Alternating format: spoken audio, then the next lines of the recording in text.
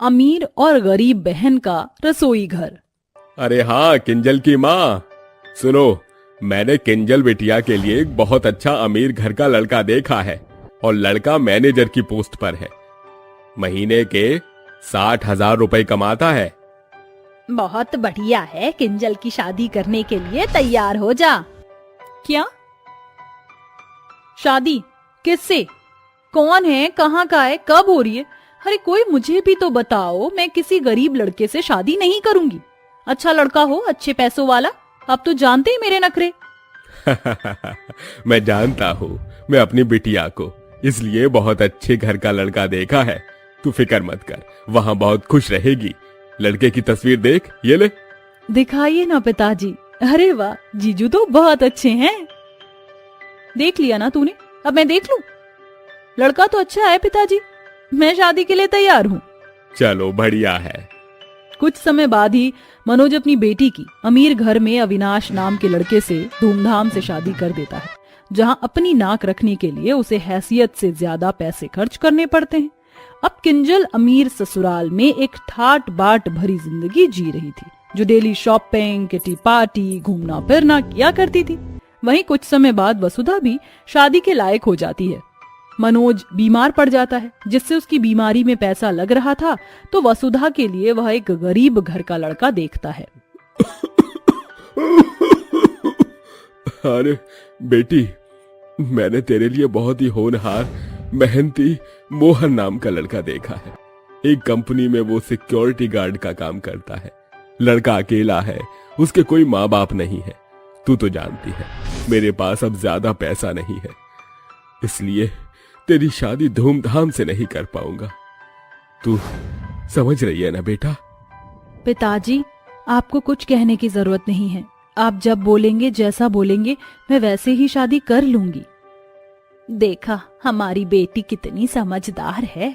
फिर वसुधा की भी मोहन से चटमंगनी पटब्याह हो जाती है, जहां पति ही उसका गृह प्रवेश करता है।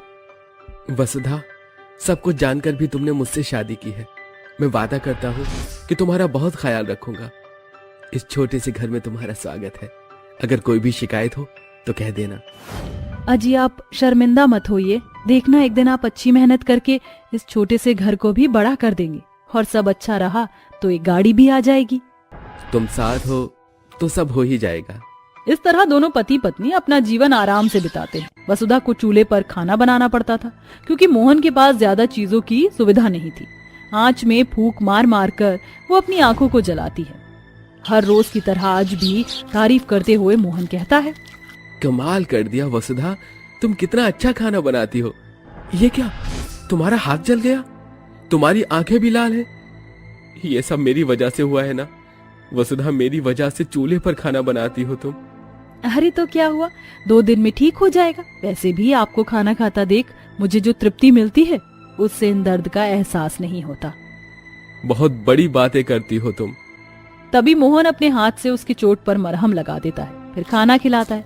अचानक से किंजल का फोन आता है। कैसी हो वसुधा? बड़ी गरीब जगह पिताजी ने तुम्हारी शादी करी है, चूल्हे पर खाना पकाना होता होगा। पर मैं तो यहाँ मॉडर्न किचन में रहती हूँ, अमीर घर जो गई हूँ, खाना भी मुश्किल से कभी कभी बनाना पड़ता है। हाँ दीदी, पिताजी ने जहाँ शादी की है मैं वहाँ बहुत खुश हूँ, चाहे जैसा भी हो। मोहन जी बहुत अच्छे हैं। अच्छा, मैं तो तुम्हारा हालचाल लेने के लिए फोन किया था। वैसे मेरे पति ने कल ही एक कार खरीदी है। तुम्हारा पति कभी खरीद सकता है? हाँ खैर छोड़ो, वो तो सिक्योरिटी गार्ड की नौकरी करता है ना। चलो ये आ गए, मैं जाती हूँ। अपनी बहन को नीचा दिखाने की वजह से किंजल कॉल करती है। ये बात वसुधा को समझ आ जाती है। अगले दिन उसका पति अपनी सिक्योरिटी गार्ड की नौकरी करने चला जाता है, जहाँ किंजल का पति मैनेजर था। तो दोनों का भी अभी तक आमना सामना नहीं हुआ था। तभी जोमेटो डिलीवरी वाला मोहन को खाना देता है। लगता है मालिक का खाना है, देकर आता हूँ। मोहन बॉस को खाना देता है। मालिक, आपका खाना आया है। बुरा न माने मालिक, तो कुछ पूछूं? आप घर का खाना क्यों नहीं खा रहे?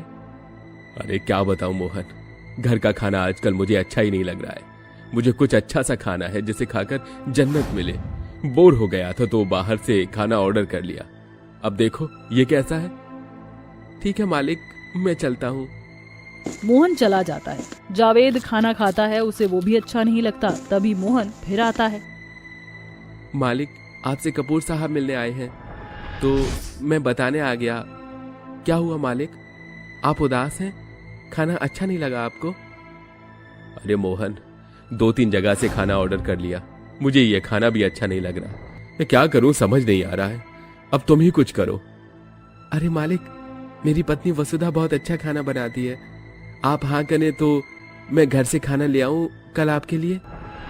हाँ हाँ बिल्कुल ले आओ। तुम्हारी बातों से मुझ में उम्मीद सी जाग गई है। अगले दिन मोहन वसुधा का बनाया हुआ खाना बॉस को खिलाता है, जो एक निवाले में ही उसे पसंद आ जाता है और जल्दी जल्दी खाकर उंगलियां चाट लेता है। अरे वाह मोहन वाह, कितना बढ़िया लजीज स्वादिष्ट खाना। मैंने आज तक ऐसा खाना कभी नहीं खाया। मेरी पत्नी तक ने नहीं बनाया, न मुझे बाहर मिला। मजा आ गया। तुम्हारी पत्नी सच में अच्छा खाना बनाती है। कल भी लाओगी मेरे लिए? बिल्कुल मालिक। फिर मोहन अगले दिन अपने मालिक को पत्नी के हाथ का खाना खिलाता है। तभी मैनेजर अविनाश फाइल रखते हुए कहता है, मालिक, अरे मालिक साहब, 2 दिन से देख रहा हूँ आप इस सिक्योरिटी के गरीब का घर का खाना खा रहे हैं। ऐसी क्या मजबूरी आ गई? आप मुझे कह देते, मैं अपनी पत्नी से कल खाना बनवा कर लाऊंगा आपके लिए। अच्छा ऐसा है, तो ले आना, तुम्हारे घर का खाना भी चख लूंगा। खाना कैसा भी हो, इसमें अमीर और गरीब करने की क्या जरूरत है अविनाश। मोहन तुम जाओ।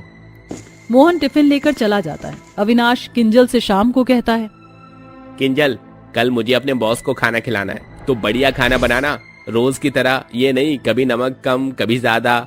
मेरी प्रमोशन का सवाल है। ठीक है, ताना मत मारो, पनीर कोफ्ता दाल मखनी बना दूंगी। अगले दिन अविनाश टिफिन बनवा कर ऑफिस ले जाता है, जहाँ लंच में जावेद अविनाश के घर का पहला निवाला खाकर ही उगल देता है।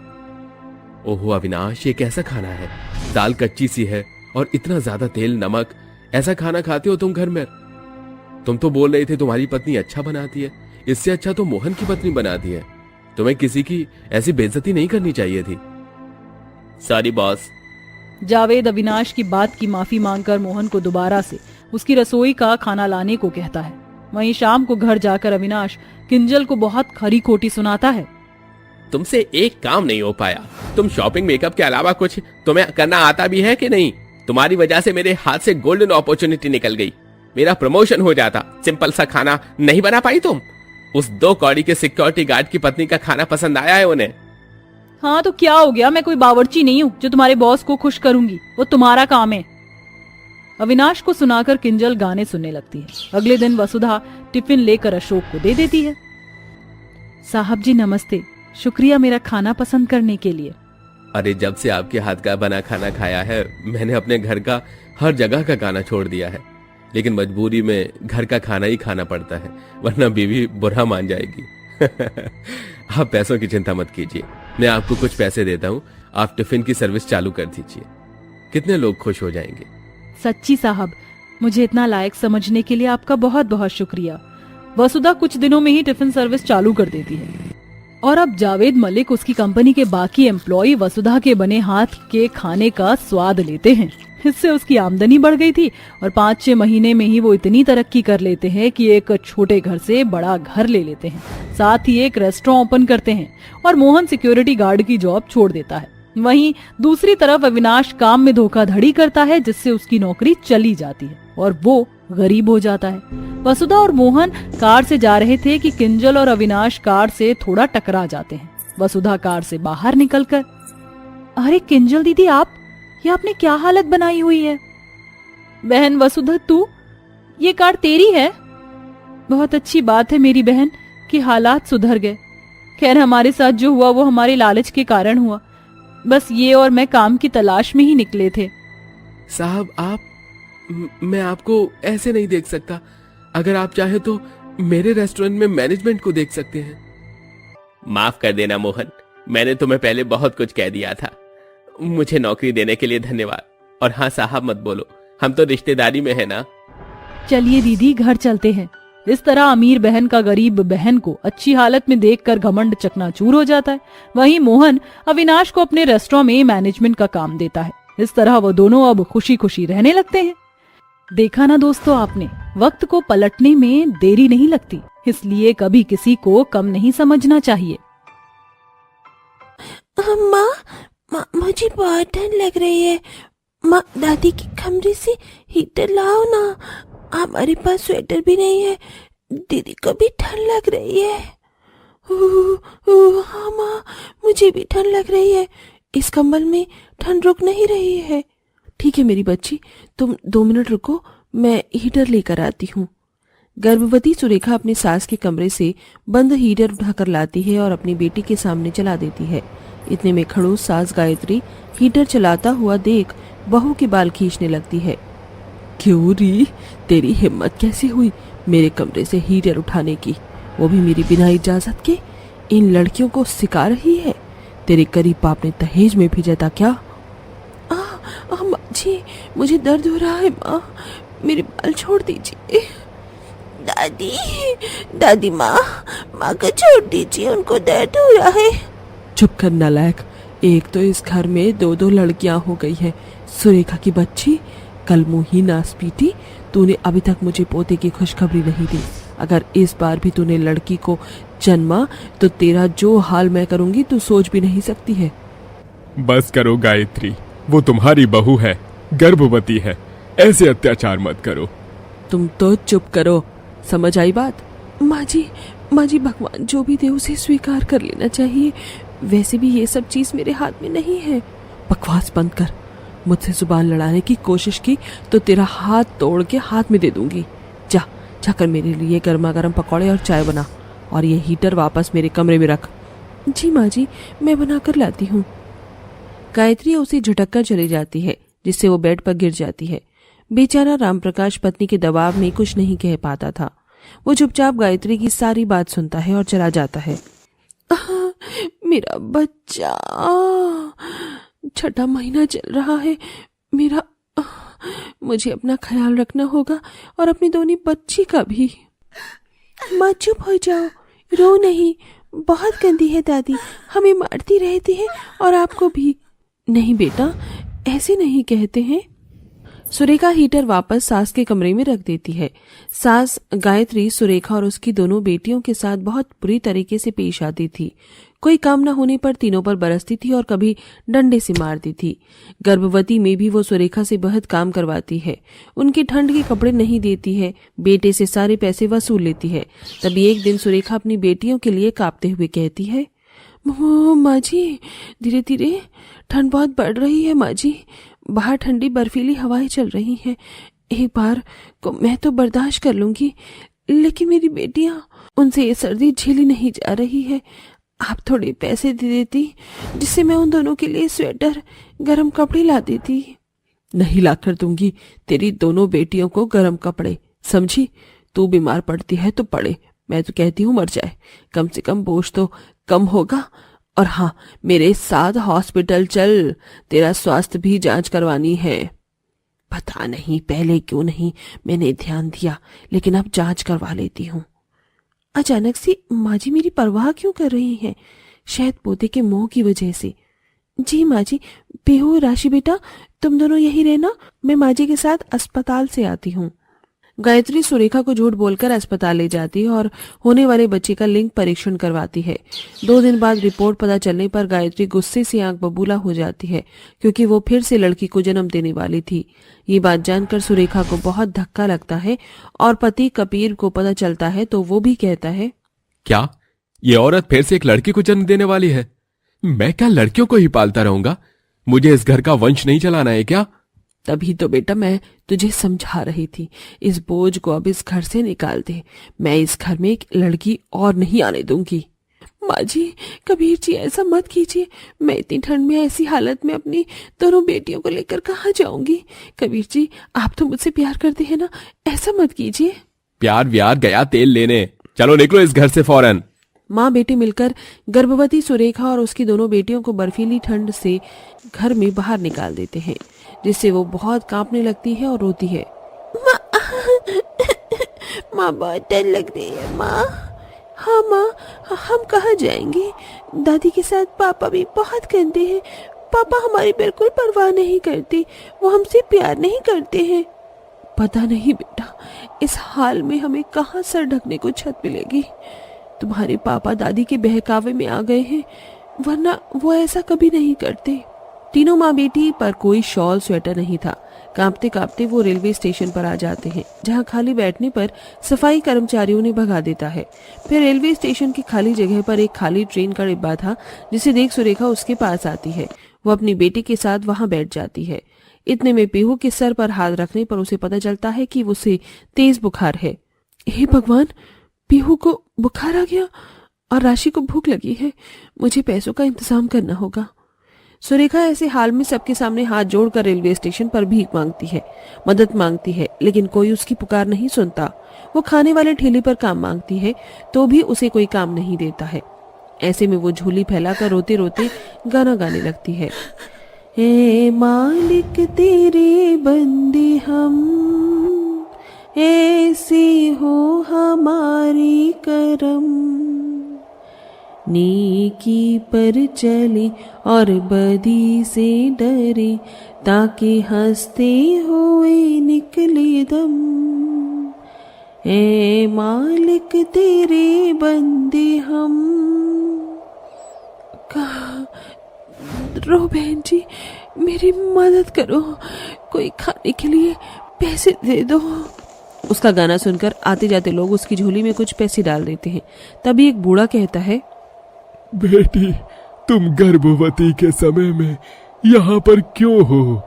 तुम्हारा पति नहीं है और ठीक ठाक हो तो गाना क्यों गा रही हो? कुछ काम कर लो। मेरी मजबूरी है बाबा जी, गर्भवती को कोई काम नहीं दे रहा। मेरी बेटी भूखी और बीमार है, मुझे पैसों की सख्त जरूरत है। तुम्हारे इस संघर्ष में भगवान करे तुम्हें सफलता मिले। ये लो, इससे तुम अपने बच्चों को खाना खिला दो और कोई काम की शुरुआत कर लो, ताकि ऐसे न रहना पड़े।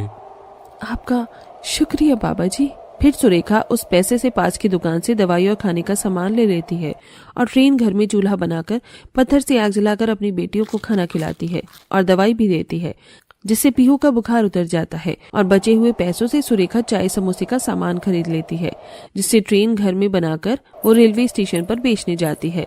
चाय ले लो, चाय, गर्मा गर्म चाय समोसे ले लो, 10 रुपए के। सुनो जरा, मुझे चाय समोसा देना। इस सर्दी में चाय समोसे की बात ही अलग है। ये लीजिए।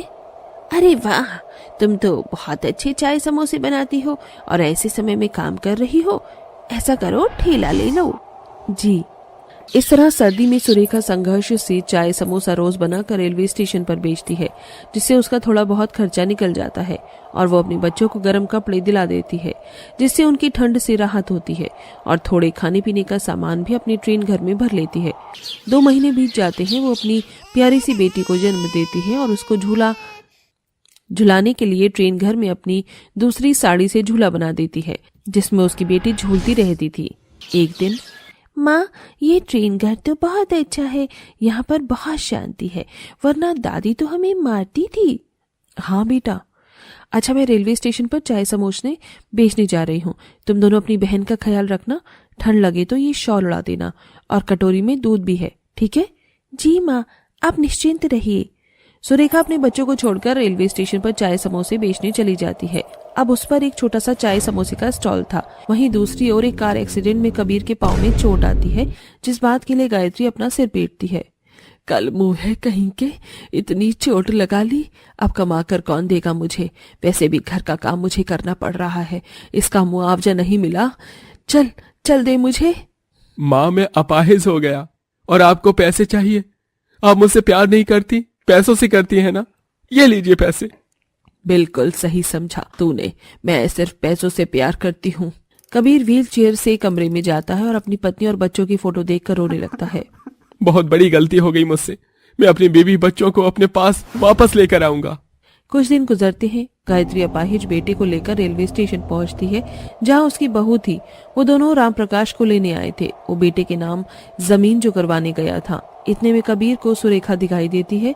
वो व्हील चेयर से उतरकर गले लगाने की कोशिश करता है। इतने में सुरेखा उसे संभाल लेती है। अजी, आपकी हालत कैसे हुई? मुझे अपने कर्मों की सजा मिल रही है सुरेखा, मुझे माफ कर दो। हमारी बेटी कहाँ है? बड़ी मुश्किल हुई होगी तुम्हें इस ठंड में, माफ कर दो मुझे। कहाँ है मेरी बच्चियां? जी, बच्ची ट्रेन घर में है। इतने में ट्रेन से राम प्रकाश उतरता है, वहीं गायत्री भी थी। बहू मुझे माफ कर दे, आज तक मैं कुछ बोल नहीं पाया, लेकिन अब तेरी सास को इस ठंड में घर से बेघर कर दूंगा। मैंने जो प्रॉपर्टी तेरे नाम कराई है, कबीर तू बहू के साथ वहां रहने चला जा। गायत्री ने तुम दोनों के साथ बहुत बुरा किया है। नहीं पापा, माँ को कुछ मत कहो, वो माँ है, हम ऐसे ही कहीं रह लेंगे। देख लो, इतने पर भी तुम्हारा बेटा तुम्हारा पक्ष ले रहा है। माफ कर दो बेटा, मुझे माफ करो, मैंने सबको बहुत दुखी किया है, लेकिन अब बहू घर वापस आ जा मेरी तीनों पोतियों के साथ। गायत्री के आंसू देख सुरेखा अपनी सास को गले से लगा लेती है। इसके बाद वो सब एक साथ घर लौट आते हैं और खुशी खुशी रहने लगते हैं। दोस्तों, मुसीबत का पहाड़ कितना भी टूट जाए, लेकिन अंत में सब कुछ ठीक हो जाता है।